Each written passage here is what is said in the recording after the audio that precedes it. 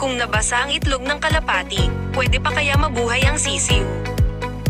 Welcome to Loftly Videos. Ang sagot sa tanong na kapag nabasa ang itlog ng kalapati, pwede pa kaya mabuhay ang sisiw ay base sa scientific explanation. Ang eggshell ay halos gawa sa calcium carbonate crystals na nagpoprotekta sa bacterial infection. Ito ay isang semi-permeable membrane, na nangangahulugan na ang hangin at moisture ay maaaring dumaan sa mga pores nito. Kung ang isang itlog na malapit ng mapisa ay inilubog sa tubig, ang magiging kapalaran ng sisiw ay pagkalunod sa tubig. Dahil ang shell ay puno ng butas o maraming pores.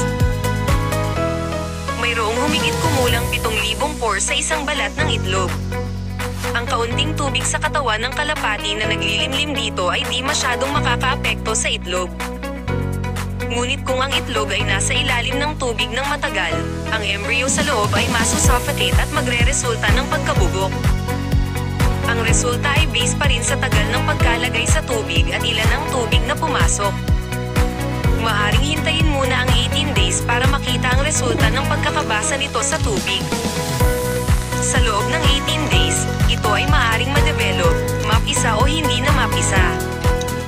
Please like, share and follow sa Loftly Videos para sa dagdag kaalaman. Thank you for watching.